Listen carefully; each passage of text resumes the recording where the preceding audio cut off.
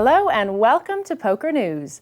Could the European Poker Tour ever supersede the World Series? Well, its popularity is growing fast as the Copenhagen leg, set to commence on the 17th to the 20th of January, has completely sold out in record time. EPT Chief Executive John Duthie said, "The tickets went on sale Thursday and by Friday they had all gone. I was expecting the event to sell out, but I was still shocked that despite increasing the capacity by 112, the seats have gone so quickly."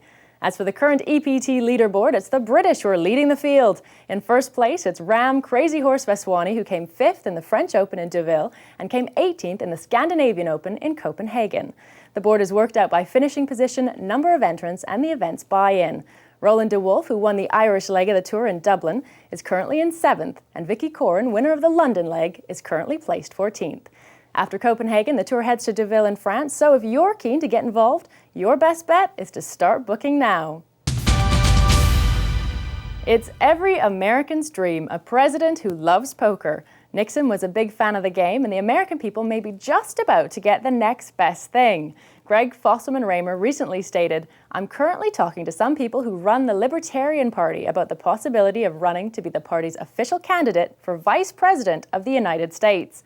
Raymer, the 2004 World Series champion, currently acts on behalf of the Poker Players Alliance and was very expressive regarding his views on the new internet gaming bill. Furthermore, he's a qualified lawyer, so articulating his case would come naturally. Raymer views the legislation as a political tactic. He believes it's an example of politicians passing a law not because they're trying to do the right thing, but because they think it will help them get re-elected. It'll be interesting to find out how Raymer would get the president on the side of poker. Perhaps he could even bluff the president into amending the law and create an annual poker holiday.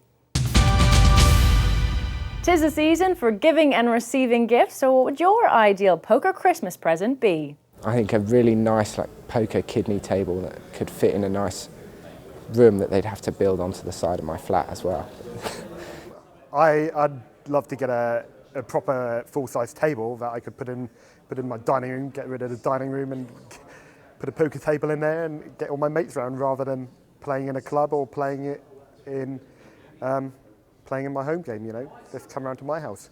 An opportunity to play in the World Series. Probably a table. I've got a garage, so it would be make a perfect use of the garage with a poker table and get all my friends around and play there. Be a gold bracelet probably. Poker table.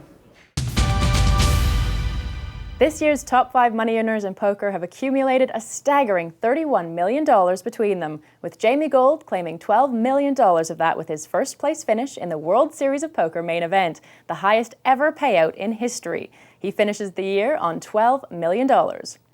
In second place, on $6,339,000, is Paul Wasika, who is runner-up to gold in the main event and finished 12th in the WSOP $5,000 shorthanded no-limit hold'em event, picking up $38,126. In third place is Alan Cunningham with $4,547,000 with his fourth place finish in this year's WSOP, claiming $3,628,000. Not far behind in fourth place is Mike Binger, who finished third in this year's WSOP main event, collecting $4,123,000. Finally, in fifth is Joe Bartoldi Jr. His victory at the WPT Championship earlier this year earned him $3,760,000. Roland de Wolf is the only English player to be in the top 50. He currently sits in 11th position with $2,295,131. And finally, Hayden Christensen, aka Anakin Skywalker, is creeping back to the dark side and is set to become the brat of poker. In a film due for release next year, Christensen will be playing Phil Hellmuth in the film written by his good friend, Bob Soderstrom. The film features 24-year-old Phil becoming the champion of the 1989 World Series when he knocks out two-time defending champion, the legendary Johnny Chan. The actor playing Chan is unknown, however, we think it should be Obi-Wan Kenobi, so the final showdown can be seen all over again. That's all from me. I'll see you next time.